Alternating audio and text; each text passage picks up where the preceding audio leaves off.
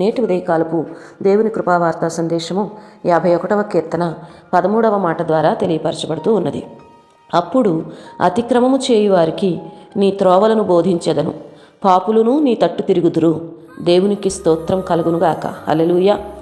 దేవుడు తనను శుద్ధీకరిస్తే, దేవుడు తనను శుద్ధి చేస్తే తిరిగి దేవుని సన్నిధిలో ఎలా ఉండాలో నేను నేర్చుకోవడంతో పాటు అనేక మందికి నేను నీ త్రోవలను బోధించే వ్యక్తినవుతాను అంటూ ఉన్నాడు. ఎవరైనా సరే దేవుని త్రోవలను బోధించే వ్యక్తిగా మార్చబడాలి అనుకుంటే మొదట తమను తాము మార్చుకోవాలి.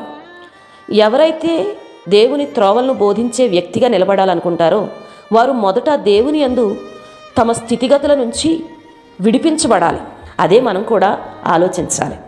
అనేక మంది ఎప్పుడైతే దావీదు శుద్ధి చేయబడిన వాడే దేవుని త్రోవలను ప్రకటించాడో అనేక మంది దేవుని తట్టు తిరిగారని రాయబడి ఉంది. ఆమేన్, హల్లెలూయా. నీ బోధ మాత్రమే కాదు, నిన్ను కూడా చూసే ప్రజలు దేవుని తట్టు తిరుగుదురుగాక. దేవుని వాక్యంలో ఈ మాట ఎంతగానో మనల్ని పట్టి బంధిస్తూ ఉంది. అనేక మందిని దేవుని తట్టు తిప్పగలిగే వ్యక్తిగా ఉన్న మనమే దేవుని తట్టు తిరగని ఎడల అది మనకు మేలెలా అవుతుందో ఆలోచించాలి. దావీదు జీవితం ఎంత మారిపోయింది, దావీదు తలంపులు ఎంతగా మారిపోయాయి, దావీదు తన జీవితాన్ని ఎంతగా దేవునికి అర్పించుకోవటానికి ఇష్టపడుతున్నాడో ఈ ఉదయకాలపు ఈ వాక్యం ద్వారా మనతో మాట్లాడుతున్నాడు దేవుడు. నీ జీవితాన్ని అలా నిలబెట్టుకోవాలన్న ఆశ నీకుందా? నీ ద్వారా అనేక మంది దేవుని తట్టు తిరగాలి అన్న తలంపు నీకు ఉంటే గనక నీవు కూడా దేవుని ఎదుట నిన్ను నువ్వు శుద్ధీకరించుకోవటానికి సిద్ధపడాలి. నిన్ను నువ్వు సమర్పించుకోవటానికి, నీవు ఖర్చవటానికి, వ్యయపరుచుకోవటానికి నువ్వు అంగీకరించగలిగినప్పుడు నీ ద్వారా అనేక మంది ప్రభు దగ్గరకు వస్తారు. నువ్వు అనేక మందికి బోధించే స్థితిలోనికి వస్తావు.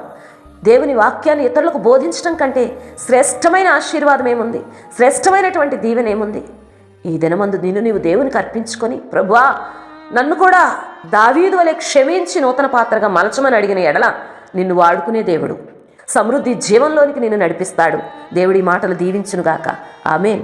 పరిశుద్ధుడైన దేవా, మహోన్నతుడైన తండ్రి, మేము అంగీకారంగా బోధిస్తే అనేక మంది నీ తట్టు తిరుగుతారయ్యా.